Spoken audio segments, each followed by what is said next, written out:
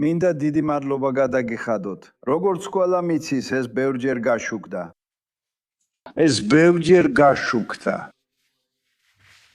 ჩვენ დიდი მეგობრები ვართ. პრეზიდენტმა საოცარი საქმე გააკეთა. უბრალოდ აეროპორტში ჩამოსვლაც კი საკმარისია, რომ ასეთი ლამაზი აეროპორტი ნახო და შენობა ჩემს სახელს ატარებდეს. ამის გამო ძალიან ბედნიერი ვარ. ეს ძალიან სასიამოვნო იყო. აეროპორტი მართლაც ულამაზესია. გზები, რომლითაც შემოვედით, სრულიად ახალი და ლამაზია. და თქვენ შესანიშნავი ლიდერი ხართ და პატივსაცემი ლიდერი მთელ მსოფლიოში. და ნამდვილად ასეა. ჩვენ თავიდანვე კარგი ქიმია გვქონდა. ჩვენ ძალიან განსაკუთრებული ურთიერთობა გვქონდა და თურქეთი პრეზიდენტის ხელმძღვანელობით სამხედრო თვალსაზრისით ძალიან ძლიერი ქვეყანა გახდა. ხალხმა იცის, მაგრამ ხალხმა არ იცის რეალურად რამდენად ძლიერია. მათ ბევრი ჩვენი აღჭურვილობა აქვთ. მათ ბევრი შესანიშნავი ჯარისკაცი ჰყავთ. და ისინი ნამდვილად ის ხალხია, ვისთანაც ანგარიშის გაწევა საჭიროა. და კარგი ის არის, რომ იმ ურთიერთობის გამო რაც გვაქვს, ყველაფერი ძალიან კარგად წავიდა. უბრალოდ მინდა თქვა, რომ პრეზიდენტის მიმართ პატივისცემა მაქვს. და ვფიქრობ, ეს ნამდვილად ორივე ქვეყნის სასარგებლოდ არის. ჩვენ ვაპირებთ. დღეს ვილაპარაკებთ ვაჭრობაზე. ვილაპარაკებთ სხვა საკითხებზე, რომლებიც სამხედრო სფეროს ეხება, ბევრ სხვადასხვა თემაზე. ალბათ ირანზეც ვახსენებთ, სადაც ფაქტობრივად გავანადგურეთ მათი სამხედრო ძალა. მათ არ შეუძლიათ ბირთვული იარაღის ქონა. და გვაქვს ძალიან კარგი დისკუსიები, მაგრამ თურქეთთან ბევრ ვაჭრობას ვაწარმოებთ. ჩვენ ვქმნით შესანიშნავ პროდუქტებს და ისინი ქმნიან შესანიშნავ პროდუქტებს. და ეს ძალიან დიდი გავლენა ჰქონდა ორივე ჩვენს ქვეყანაზე. ამიტომ უბრალოდ მინდა გითხრათ, რომ ჩემთვის პატივია თქვენთან ყოფნა. და ჩვენ გვექნება ბევრი კარგი შეხვედრა. გვექნება კარგი ვახშამი, კარგი საჭმელი. კარგად გავატარებ დროს, მაგრამ ყველაზე მეტად ბევრი სამუშაო გვექნება. და ჩვენ კარგ საქმეებს გავაკეთებ ჩვენი ქვეყნებისათვის. დიდი მადლობა, ბატონო პრეზიდენტო. ბატონო პრეზიდენტო, აპირებთ თუ არა F-35-ების გაყიდვას თურქეთისთვის და რა ხდება იურიდიულ შეზღუდვებთან დაკავშირებით? ეს გადაწყვეტილებაა, რომელსაც ჩვენ მივიღებთ. ჩვენ ძალიან კარგი ურთიერთობა გვაქვს. ფიქრობ, ბევრ ადამიანს შემიძლია გითხრათ, ბევრ ადამიანს, მათ შორის აქ მჯდომებსაც. გონია, ხომ იცით, რატომ არ უნდა გავაკეთოთ ეს? ჩვენ უკეთესი ურთიერთობა გვაქვს თურქეთთან და თურქეთი ბევრ შემთხვევაში ბევრად უფრო ერთგული იყო, ვიდრე სხვა ქვეყნები, რომლებიც გვეგონა ერთგულები იქნებოდნენ. დიახ, ეს ნამდვილად ის საკითხია, რომელსაც განვიხილავთ. ეს შესანიშნავი თვითმფრინავია. ეს საუკეთესოა. ამჟამად აშკარად საუკეთესო თვითმფრინავია. და ეს ნამდვილად ის საკითხია, რომელსაც განვიხილავთ. დიახ. დიახ, დანიელ, გთხოვ.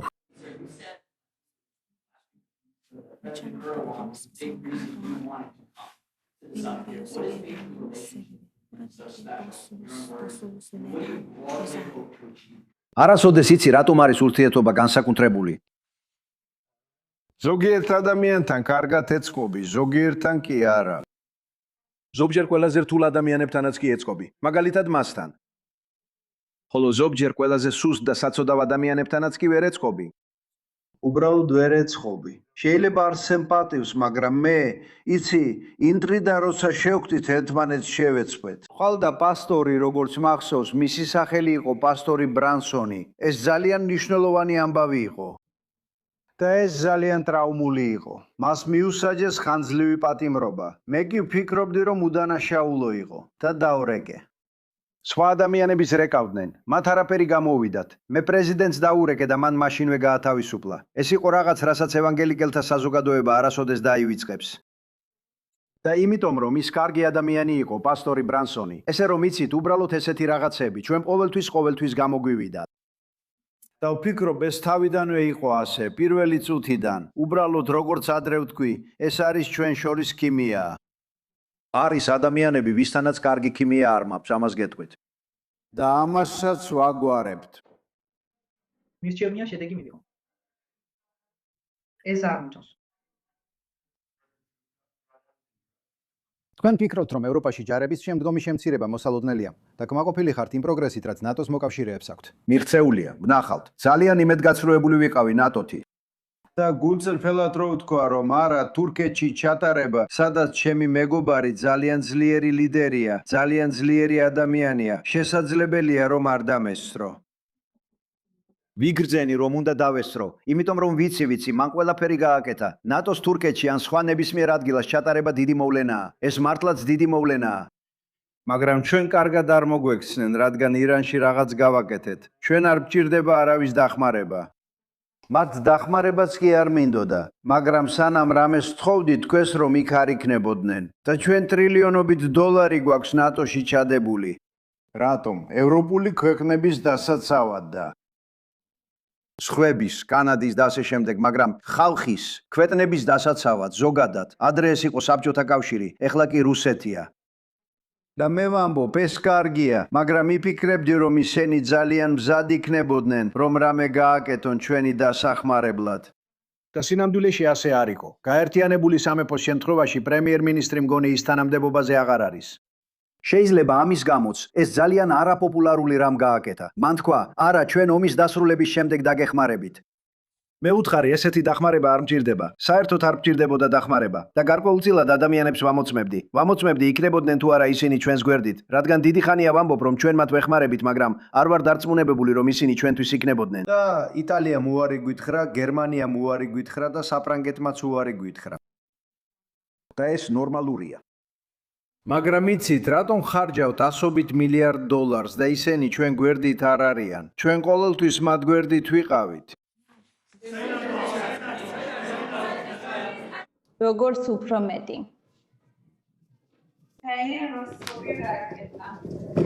თავდაცვის სისტემა სადაც მას მესამე პირს გადაწერს, სანამ სხვებთან გავს საქმე. რას ნიშნავს ეს?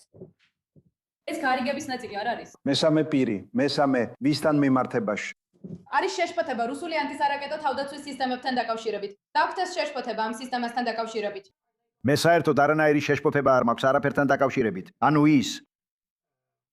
ის არის ქვეყნის ლიდერი, რომელმაც თავისი ქვეყანა ბევრად უკეთესად აქცია, ბევრად უფრო პროძლიერად და თქვენ ამას ხედავთ. ანუ ეს მშვენიერია, ჩამოდიხართ და გზები მშვენიერია. ეს საოცარი რამაა. ეხლა მე არანაირი შეშფოთება არ მაქვს თურქეთთან დაკავშირებულ საკითხებზე. ურთიერთობა ვიტყოდი, რომ თურქეთთან ურთიერთობა ეხლა ალბათ უკეთესია, ვიდრე ოდესმე ყოფილა. ჩემს პირველ 4 წელიწადში ურთიერთობა კარგი იყო, მაგრამ ფიქრობ, ახლა ალბათ კიდე უკეთესია თუ ეს შესაძლებელია. არ ფიქრობ ესე რომ აშშ-ის სამხედრო და თურქეთის სამხედრო ძალები ქმნიან ნატოსთვის მართლაც ძლიერ და დიდ სამხედრო ძალას. ველით თუ არა დამატებით თავდაცვით თანამშრომლობას ამ ორმხრივი შეხვედრისა და ნატოს სამიტის შედეგად აქ ანკარაში. კარგი, ამას გავიგებთ, როცა იქ წავალ. გავიგებთ, შეხვიგებთ, შეხვედრები გვექნება. ბევრ ლიდერთან ძალიან მეგობრული ურთიერთობა მაქვს. იცით, ზოგიერთი მათგანი ახალია. ჩვენ ისინი არ ვიცნობთ, მაგრამ იცით, ამას უკვე საკმაოდ დიდი ხანია ვაკეთებ. თუ იმ 4 წელსაც ჩავთვლით, როცა გაპალბებული არჩევნები გქონდა, იცით, მაშინაც ძალიან პოლიტიკაში ვიყავი ჩართული. მაგრამ პირველი 4 წელი გავატარე. 4 წელი ცოტა განსხვავებულ მდგომარეობაში გავატარე. და შემდეგ გქონდა საოცარი წელი. ალბათ საუკეთესო წელი, რაც კი ოდესმე ამერიკელ პრეზიდენტს ჰქონია. თუ ეკონომიკას შეხედავთ, ჩვენ გვაქვს ყველაზე ძლიერი ეკონომიკა, რაც კი ოდესმე ჰქონია. ჩვენ გვაქვს 19 ტრილიონი დოლარი, უფრო ზუსტად კი 19.2 ტრილიონი დოლარი, რომელიც იდება შეერთებულ შტატებში. ეს 7ჯერ ან 8ჯერ მეტია, ვიდრე ოდესმე ყოფილა. ეს მსოფლიო რეკორდია, არა მხოლოდ ამერიკის რეკორდი.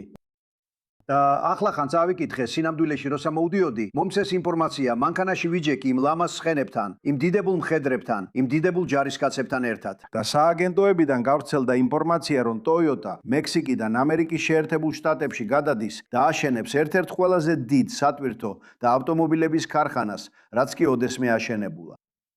ეს საოცარი. და აი რას აკეთებს ტარიფების სწორად გამოყენების შემთხვევაში. ასე რომ ჩვენ არასდროს გქონია ესეთი გამორჩეული ეკონომიკა ან ეკონომიკური პოტენციალი. მსგავსი რამ არასდროს ყოფილა. წინა ადმინისტრაციის დროს ქვეყანაში შემოსული ინვესტიციები ტრილიონ დოლარზე ბევრად ნაკლები იყო.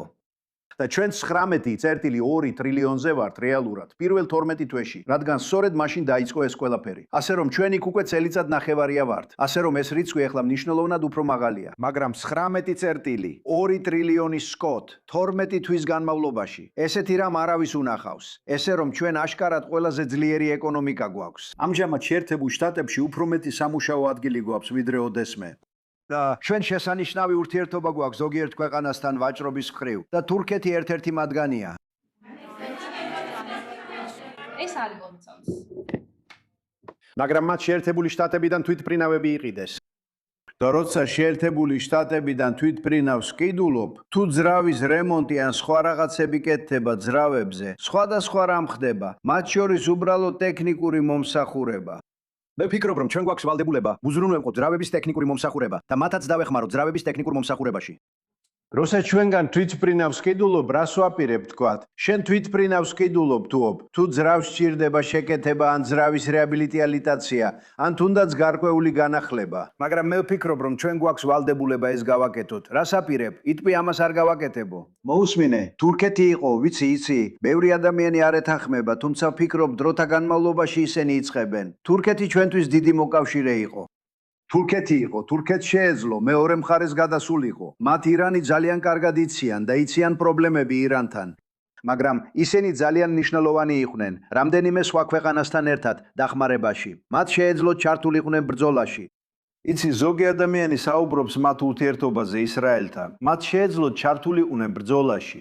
ისინი ძალიან ძლიერი სამხედრო ქვეყანაა. მათ ეს არ გაუკეთებიათ. შეიძლება ჩემს გამოც, მაგრამ მათ შეეძლო ჩართულიყვნენ ბრძოლაში მეორე მხარეს.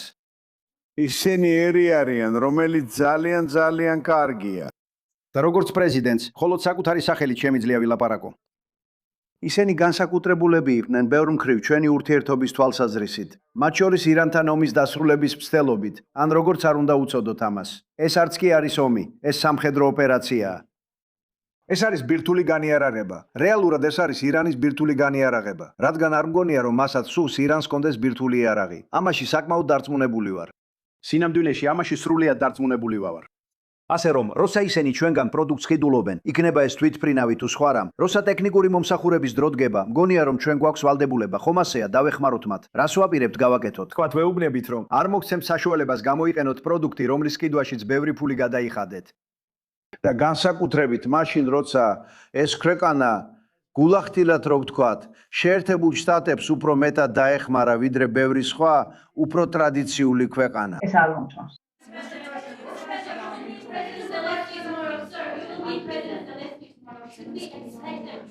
მე კი მომწონს. მე ძალიან კარგი საუბარი მქონდა პრეზიდენტ პუტინთან, რომელსაც სხვათა შორის დიდი პატივისცემა აქვს პრეზიდენტ ერდოღანის მიმართ. ძალიან დიდ პატივს სცემს მას. გუშინ ჩვენ დიდი ხნის საუბარი გქონდა. ეს საუბარი დიდხანს გაგრძელდა და ასევე მაშინვე პრეზიდენტ ზელენსკისაც ვესაუბრე. მე ვფიქრობ, რომ ორივე მათგანს სურს შეთანხმების მიღწევა. სამწუხაროა, რომ ამდენი დრო დასჭირდა.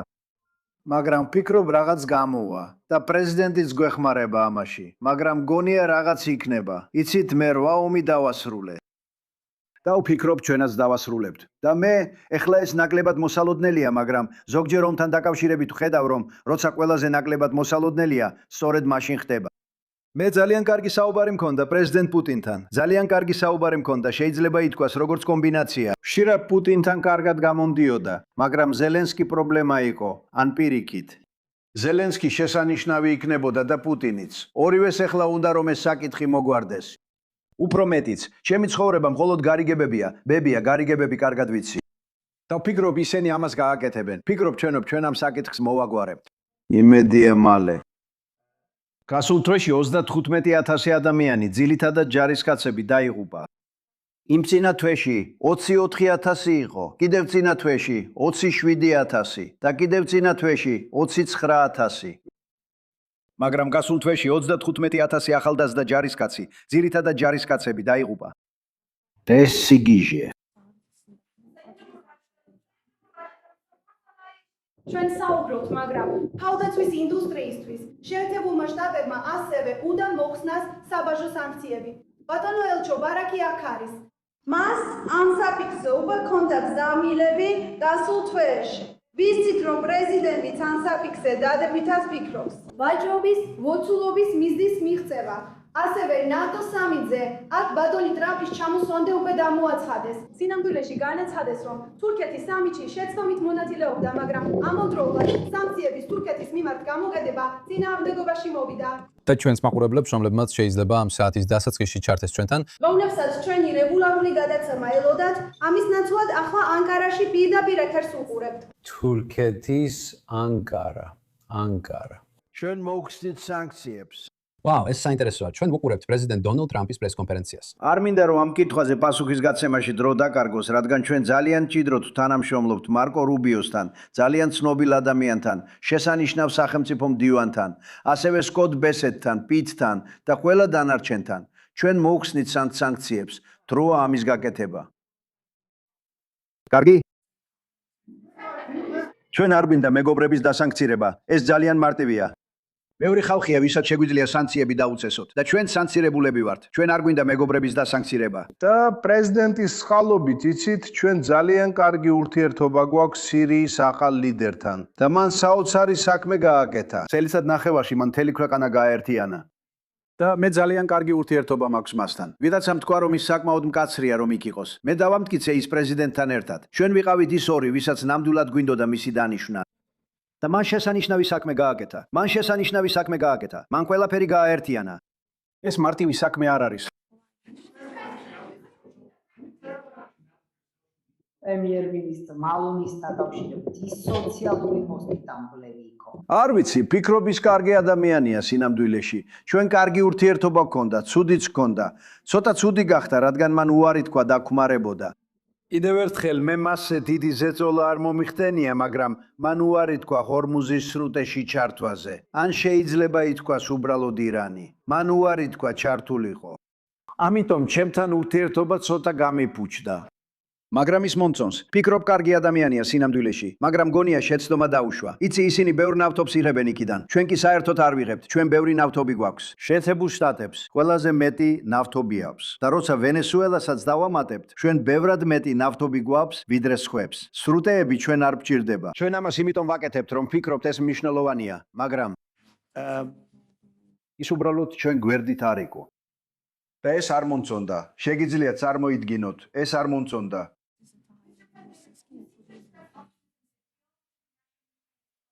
რატო ფიქრობთ ასე? რა პირობები შეიცვალა? პუტინი ღია ჩანდა? რით? რუსული უკრაინა. იყო პუტინი რაიმე დათმობაზე წასვლისთვის მზად. არასდროს შეცვლილა. უბრალოდ არ მინდა რომ მან ხალხი მოკლას. იცი, ეს ამერიკის შეერთებულ შტატებს არ ეხება. როცა ჯო ბაიდენი აქ იყო, მან მათ $100 მილიარდი ღირებულების აღჭურვილობა მისცა. ეხლა მე ვყიდი ამ აღჭურვილობას, იცი, სამართლიან ფასად, სრულ ფასად. და მე ამას არ ვყიდი უკრაინას, მე ვყიდი მას ევროპის კავშირს. ისინი გვიხდიან.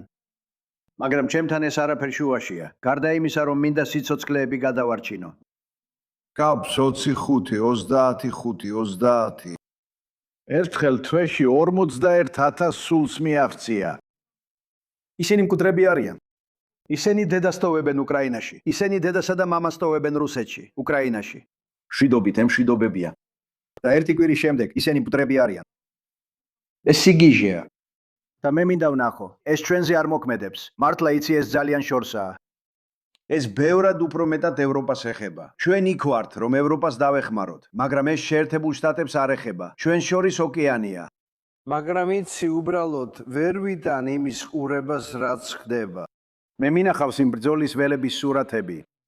და ეს დრონების ომია, ეს სრულიად ახალი ტექნოლოგია. და ეხლა ფაქტობრივად დრონების სფეროში ლიდერი ჩვენ ვართ. ჩვენ გვაქვს ყველაზე დახვეწილი დრონები, მაგრამ ხალხი ვერ დაიჯერებს, რამდენად სასტიკია ეს. და მე მინახავს ბრძოლის ველები, ისინი მიგზავნიან სურათებს. სინამდვილეში მინდა ვთქვა, ნუ გამომიგზავნით სურათებს. პიტე, ეს კაცი აქ მიგზავნის სურათებს. პიტ ჰექსეთი. და უთხარი, პიტე, იცი რა, ყურება არაფერს შველის. ესეთი რამ არასდროს მინახავს. ეს ნამდვილი ხოცვაა. და ეს უნდა შეწყდეს. იყო თუ არა მზად რაიმე დათმობაზე წასასვლელად, ომის დასასრულებლად. წავედით თუ არა დათმობებზე ომის დასასრულებლად. თქვენი კულტურა. მე ძალიან კარგად ვუგებ ორივეს და ჩვენ მოვაგვარებთ ამ საკითხს. და პრეზიდენტი ერდოღანი გვეხმარება ამ საკითხის მოგვარებაში, როგორც ის ეხმარება ირანთან დაკავშირებით თვითაც.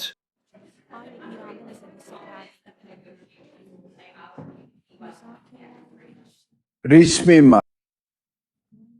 ეს იყო ის, რამაც ჩემი ურთიერთობა ნატოსთან გაართულა, რადგან გრენლანდია დანიას არ ეხმარება.